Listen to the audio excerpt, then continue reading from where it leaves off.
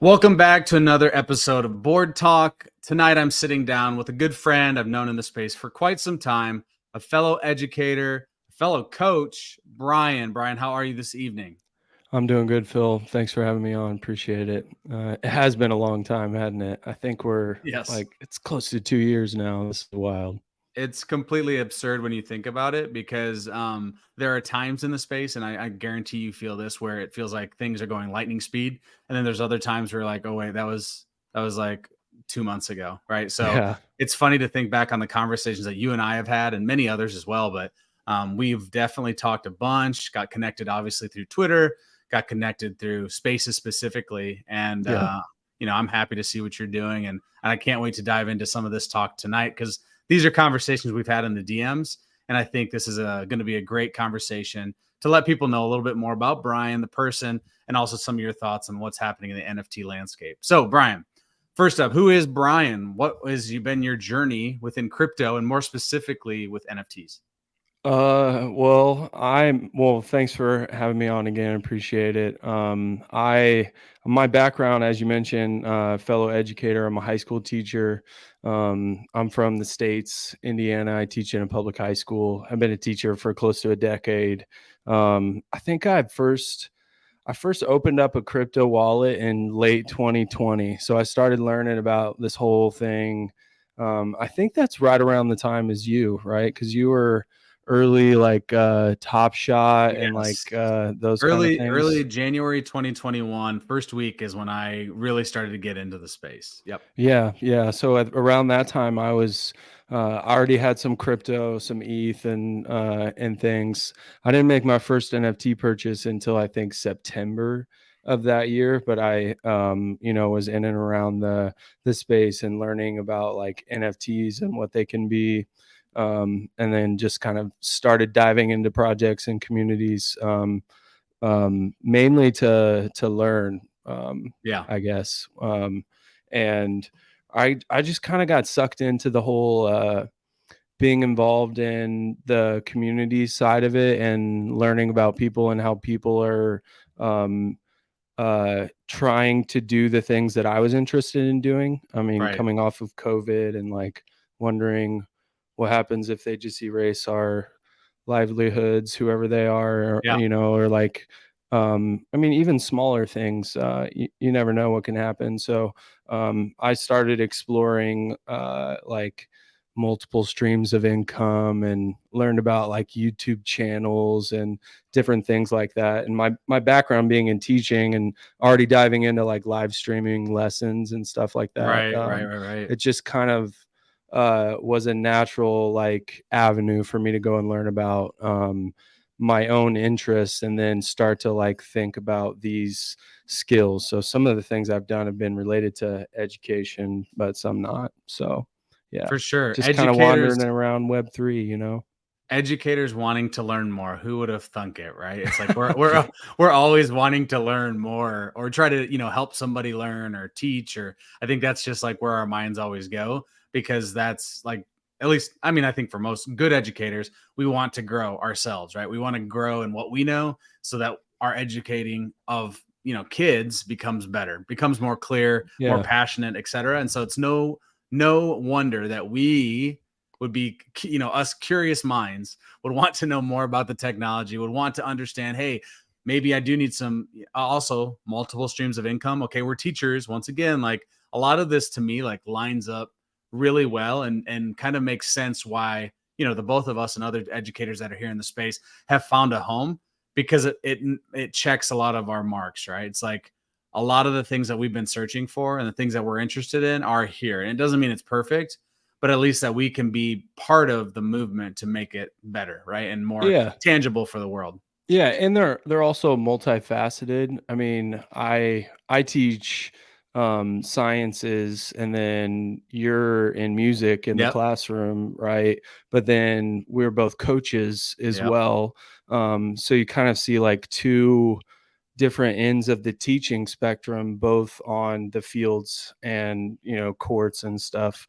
I think you coach basketball too, right? Yep. So I do. Yep. yeah, so there's this whole aspect of knowing that learning involves teaching others and growing in like a community, however small or large it is, even if it's just two people, having like a mentor and being a mentor, all of those kind of things go hand in hand with teaching, coaching, and then like success and being a leader, and all of those aspects. So yeah.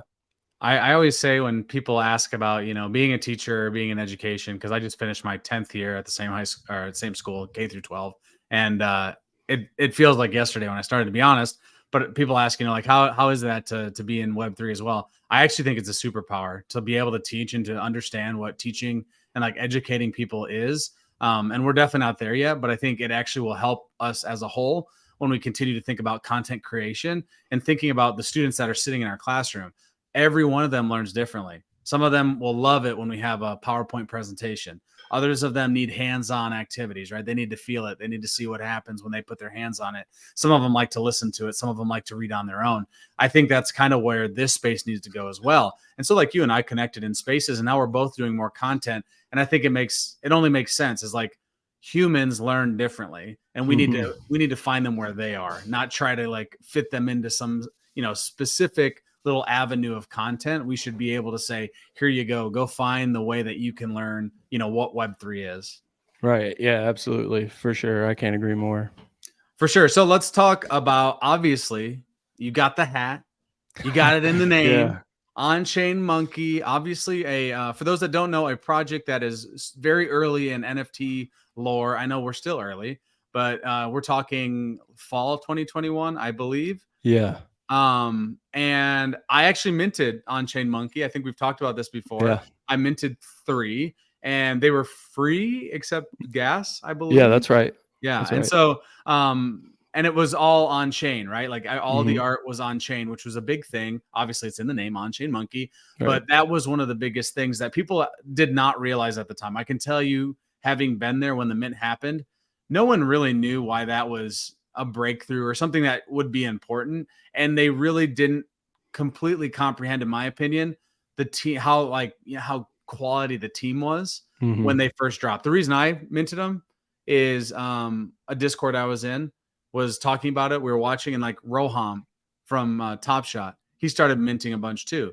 And then I think he posted about it too, that he knew the team and knew Danny, and it was like off to the races, and then they just were gone, right? And so I had 3. I'll be honest, I sold all 3 of them, but it's a project that I've always looked to get back into because I appreciate how much the team is pushing the space forward. So talk to me about what's happening in the OnChain Monkey world, and how are you, involved there in building within the community? Yeah. I got involved with OnChain Monkey. I didn't mint it. It was actually over a year later. Sometime in early December of last year, 2022, I picked up a Karma Monkey, and then I've gotten a couple others since then.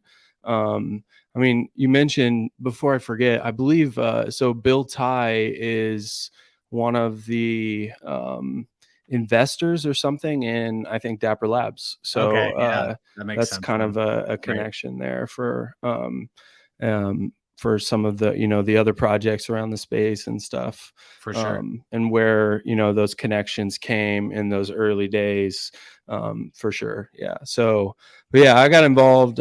Gosh, man, it's July now. So what is that? 7 months. It's been 7 months that I've been kind of diving into learning what it means to be a holder in OnChain Monkey, which it's such a diverse project. It could mean a million different things. But before that, my involvement with other projects I was in, I had been a mod in one of them. And then I kind of was interested in diving into like learning how to use social media for the Web3 style, like brand building and marketing and all of that aspect. Just like we were talking about earlier. So when I joined and grabbed or got that OnChain Monkey, I actually was kind of like surprised to discover just how vast the project was. I didn't really know the extent of it. So it's basically like everything that I had thought about of like good ideas for what you could do with an NFT project, from the art aspect, the technology aspect. It has a good team. They've built a bigger team since they've launched. They've got that like real world ties aspect. It's not one of those like undoxed teams. Right. If you go and look Sure. at the level of support, it's pretty crazy what their network it truly is, which I didn't know any of that stuff before. I was just looking at some different projects that I knew were lasting Yeah. in the NFT space, and ones that I wished I could have. So it just kind of worked out perfectly that I was able to pick that up at the time, and then just discovered all this stuff that's going on. So I've kind of dove into being involved with the DAO. OnChain Monkey has a DAO with a pretty substantial treasury. I think it's somewhere around like 1750 ETH Yeah. right now in the DAO treasury for OCM. And they do things with Noun's Prop House for seasons of grants. And then they also have a small grants committee. So I've kind of been able to explore a little bit more of how can I be one of the doers instead of just holders in Web3. Right. Wrote a couple grant proposals and got one of them to work on some like course curriculum around OnChain Monkey IP and that very thing, like marketing through Twitter, just as a way for myself to learn how to apply my framework of teaching and curriculum mapping into something specific of value for an NFT project or not, like just Sure. Web3 in general, right? So I'm working on another one right now that's more specific to OnChain Monkey itself. So I started doing those kind of things, and then there's Hoodie Club that I got involved with. We could I was talk just going to about that ask in a about minute. that. I was literally just going to ask about what the heck is the On-Chain Monkey Hoodie Club? Yeah. So the Karma I picked up, the first one, is a hoodie. I always like the hoodie traits. So many other people do too, for obvious reasons. I think we don't even have to say why. Right. So but I picked that up. The Genesis monkeys and then the Karma monkeys, if you don't know, their traits are tied together. So Right. Close 11 is the hoodie trait, and it's the OG hoodie, and then the camo hoodie in the other Karma collection. So I bumped into a group of other people who are hoodies holders. One in particular was already looking to start to do some things with that trait as like the face of the brand. His handle's at Conquistador 86. He's one of the other guys, and there's several other people. J25 Dunn is another guy. And then if anybody's familiar with Stephen Miller, who's big on the ENS domains, hosting spaces and stuff, us four, and then several others. Rabbi Gaines has been really helpful, Candy Viz, several others as well. We're just kind of starting this whole community around wanting to become what everybody calls builders, whatever that means, right? Yeah. Right. However you want to learn to apply a skill set or fit yourself into the framework that we want to be sustainable, right? So we had a concept for building a website to have like builder profiles, so people that start projects could go and like put their project up and then like recruit people if they needed to build a team, or just kind of like give access to their service. So we're building that site right now, but we've also started some other things too. One of the coolest things is a collab that we're doing with Clubhouse Archives, Yeah. I and saw James this. Yeah. Costa. So Yeah. Can you tell that's us a really little bit cool. about what is Clubhouse Archives? For those that don't know, Yeah. I've known about James for a really long time, actually, Mm-hmm. through different spaces, and I've talked to him a number of times. But can you tell us, tell the listeners, what is the Clubhouse Archives and how is that, fitting in with your hoodie club? Yeah, Clubhouse Archives is a scalable quality clothing solution for Web3.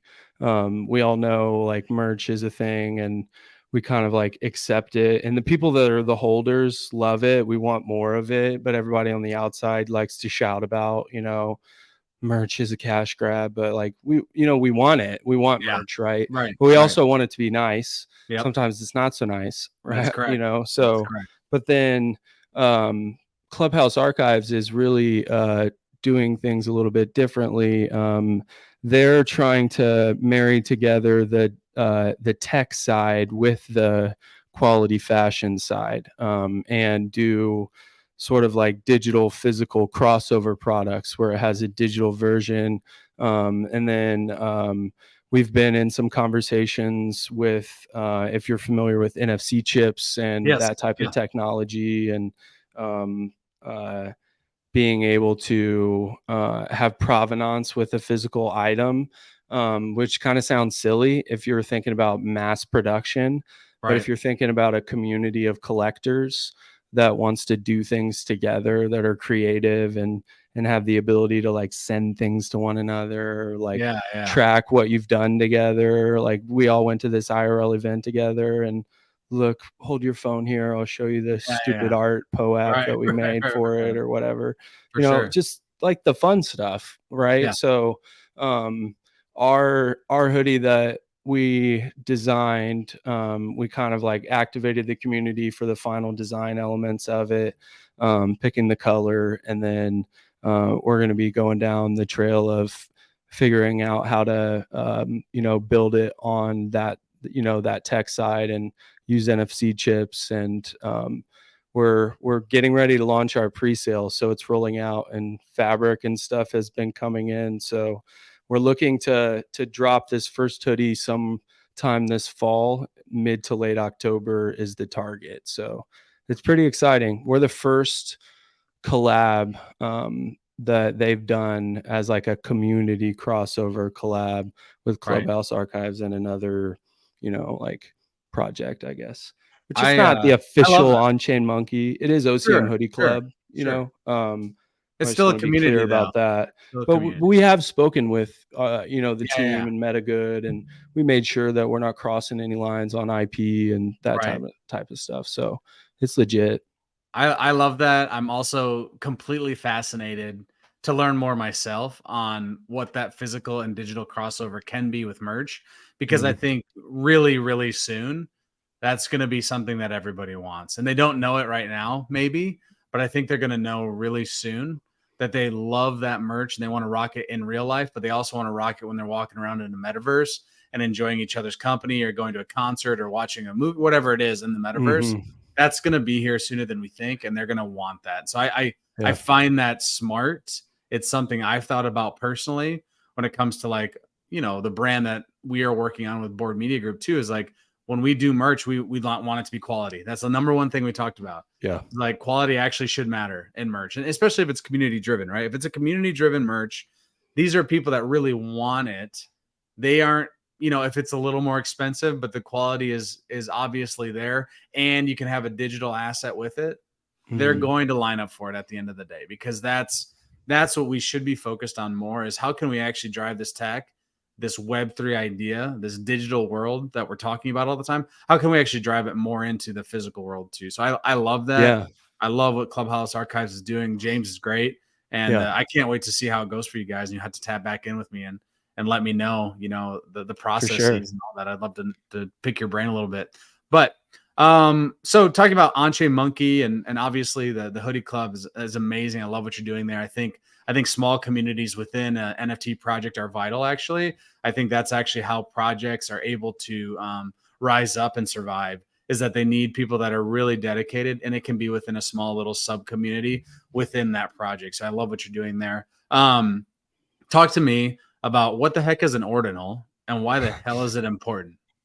Ordinals. Okay, man. Ordinal theory goes back even before the ordinals protocol. So I'll just start there. Ordinal theory is basically it attempts to assign a number to and track every Satoshi in existence, both past, present, and future. So like all of them. Let's double click on that, Brian. What the heck? For those that don't know, what the heck's a Satoshi? A Satoshi. Okay. So Bitcoin, the Bitcoin ledger, the currency of the Bitcoin network is a full Bitcoin. If you have a full Bitcoin, that's pretty awesome. Yeah. But most of us don't have a full Bitcoin. Most of us have Yeah. percentages or decimals of a Bitcoin. Crypto works in decimals, right? So Right. there are 100 million Satoshis in a Bitcoin. So Okay. if you go into the decimals, however many figures that is, it takes 100 million Satoshis to get to one Bitcoin. So and now ordinal theory tries to assign a number basically to each one of them, and it is able to, or tries to like track them so that, or so that we could track them Sure. basically. That's Sure. the theory, just tries to count them, right? So Right. come forward, and now the ordinals protocol, built by Casey Rodamore, and then he has a small team of people working with him as well. There's Raf Jaff and Ordinali are the two main guys. I think there's others that are contributors as well. But the ordinals protocol has now built the ability to basically take a transaction on Bitcoin and inscribe data within that transaction. So it goes onto the ledger, and it's also tied to a Satoshi. So it takes that like ordinal theory concept, and then it has an ordinal number that gets tracked with the Satoshi. And then there's basically an open space where you can inscribe whatever data you want to Okay. within the Bitcoin ledger. So effectively what it does is it turns a Satoshi into what most people are just calling an ordinal. One Satoshi equals one ordinal. Now, that's not entirely accurate, but it works. It's a good working terminology to just call them ordinals, but they're basically just a Satoshi. That's all it is. And you can inscribe literally whatever you want. Most of them are just like text inscriptions, Sure. but you can put whatever you want to. So that's basically what it is. So that protocol is now being explored, because they first, all they wanted to do with it when they built it was to just find all the rare Satoshis, the ones that like people like Satoshi Nakamoto's, that wallet, Right. Hal Finney, the pizza Satoshis Right. from the Bitcoin pizza sale. There's all kinds of other, like, their ordinal theory includes rare Satoshis, uncommon Satoshis. There's all kinds of different terms. So it's basically coin collecting on Right. Bitcoin. That's That's a all it that's is. a that's a really good description there, is Yeah. coin collecting too. So what the heck is OnChain Monkey doing with ordinals and ordinal theory? Okay. Unlocking big things is kind of where I would start, is what they're doing. Now, the big things with ordinals and like the inscriptions, you can put whatever data you want on there, but it's limited. You can only put so much of it on a single inscription. So in the earlier like inscriptions, when it first started, it was like lower quality, lower resolution images that could go on. If it was an image, most things Right. were just text inscriptions. So we're talking like .txt, Yeah. Yeah. Yeah. Yeah. and it's not hardly anything. Right. Even like bitmaps right now is Sure. really just a number.bitmap inscribed. Yeah. That's all it is. It's like it's not even a sentence. Right. Right. Like, Right. if you've ever seen code and what it looks like for Yeah. like a web page, it's a lot. There's a lot of code, right? Yeah. So, but you can't fit a whole lot. So there, you need to have some creative solutions to that. So there are some things that are possible within the framework of the ordinals protocol to implement using some specific like coding functions. And I'll talk about a couple of them to to tell you what OnChain Monkey's doing. Okay. Well, the first thing they did, so the original collection on ETH was minted in a single transaction. It has the entire collection in that transaction. So the collection itself is basically just code. It's actually an algorithm that when you input and identify all of the individual token IDs, like mine is 1129, that one is a specific trait combination. So if you were to answer the question, what the heck is OnChain Monkey? It's an art collection of generative art that generates, really more than 10,000 monkeys, but they distributed and sold 10,000 monkeys from this collection that's really just code. It's generative art, kind of like art blocks is generative art. Now, these ones generate an image of a monkey that's a combination of traits. So it's a PFP collection that's generative art, right? So because that's what the collection is, what they did was they took this code, this OnChain Monkey art collection, the algorithm itself, and they inscribed that on Bitcoin in a single inscription. So they were able to adapt the code and make it small enough to fit into a single inscription.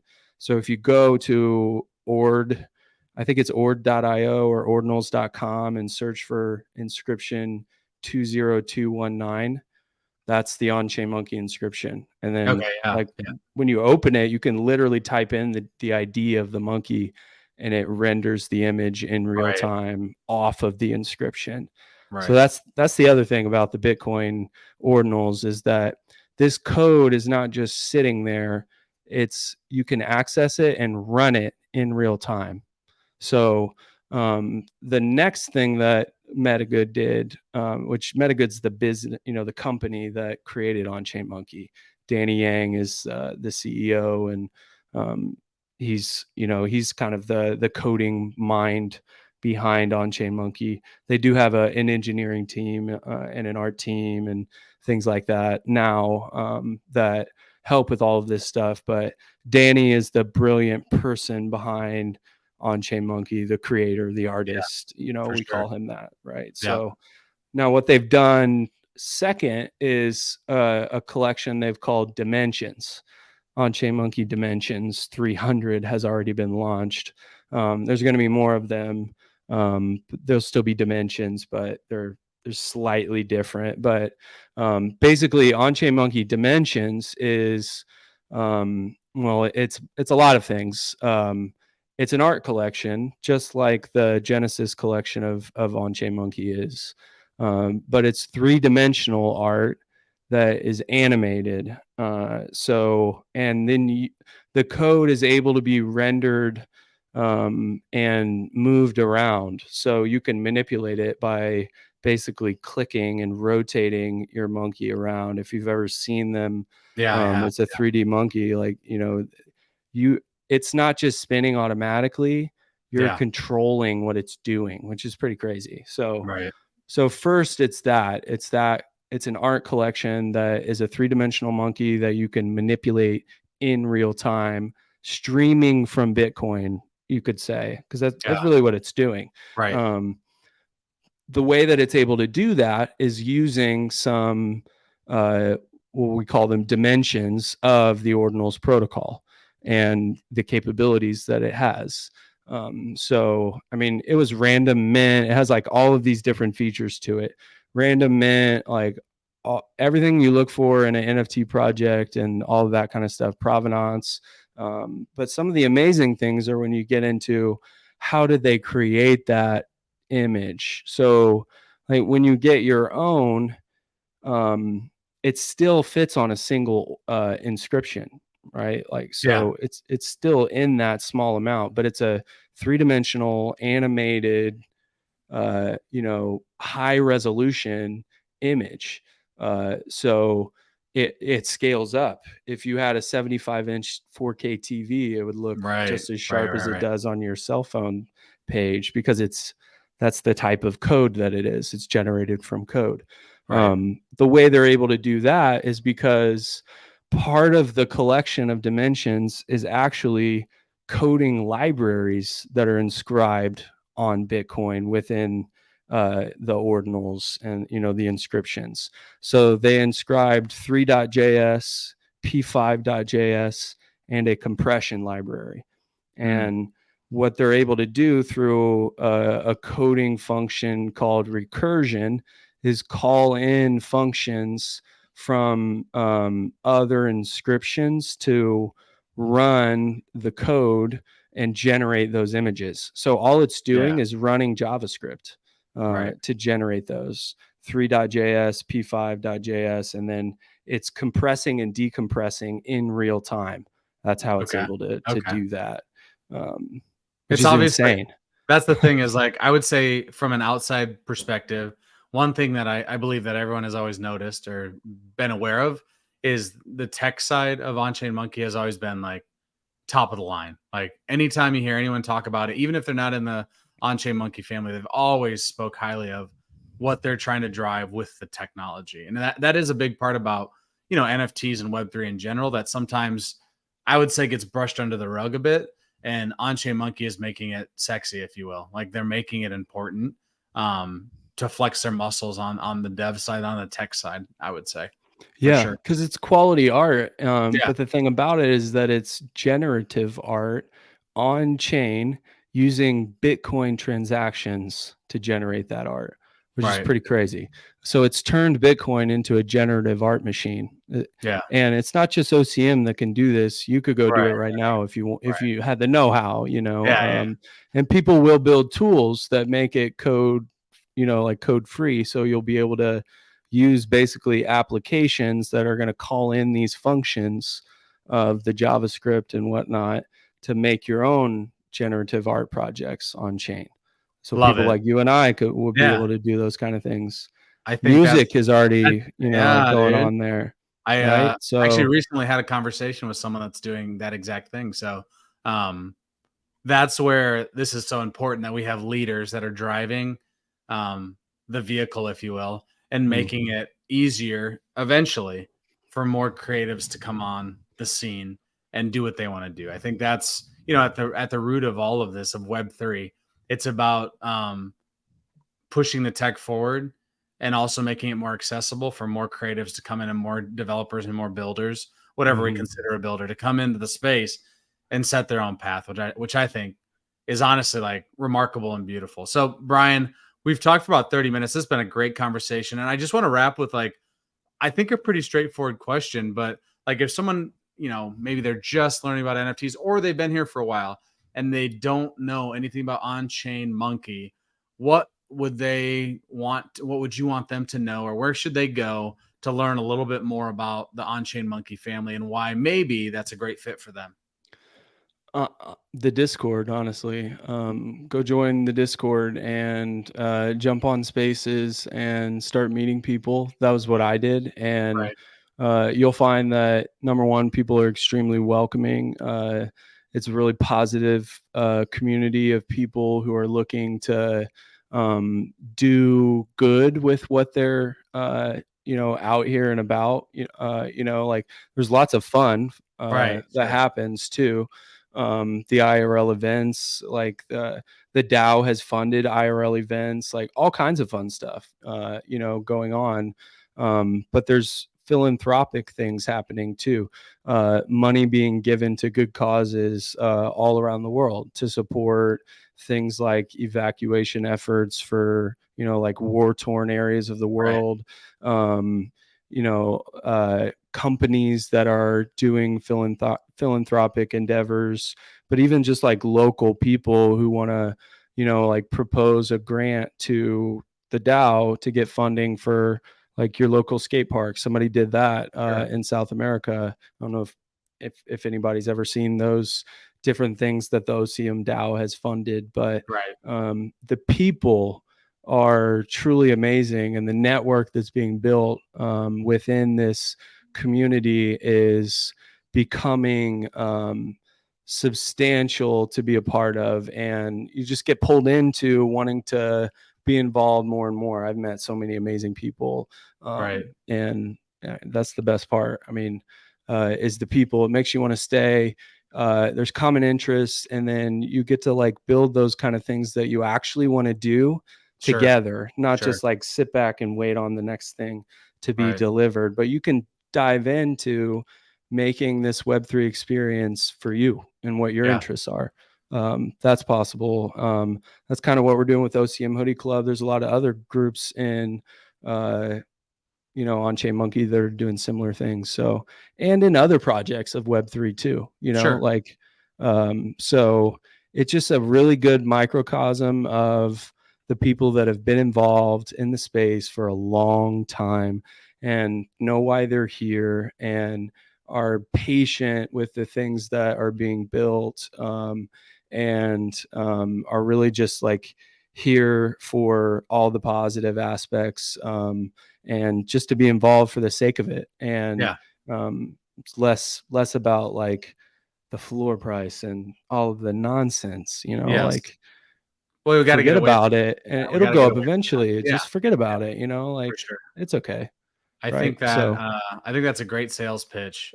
Is the best NFT projects that I've been a part of. It's always about the people involved. Always, every single time, it's been about the people that I've met, been able to connect with, network. Like you said, all of that is true. And so, if you haven't yet, check out OnChain Monkey. You can check out the OG collection. You can check out the Karma. You can check out what they're doing with Dimensions. I mean, there's like so much to learn. And I'm sure if you have questions, you can reach out to Bryan. I will obviously have his information tagged here in the podcast, wherever you are listening or viewing this beautiful conversation. So Bryan, I just want to wrap and say, hey, thank you, man. I know we've been friends for a long time, and having this actually like set in stone and having a conversation that we could put out into the universe, I think it was overdue. And so I want to say thank you for reaching out, and thank you so much for imparting a bunch of knowledge and just being a great human being and a fellow educator. So thank you so much for being here. Yeah, it was awesome, Phil. You're so right. Glad to be here. Thanks for having me on. Let's do it again sometime. Be fun. Absolutely. So again, this was your most recent episode of Board Talk with my friend Bryan. Until next time, stay bored.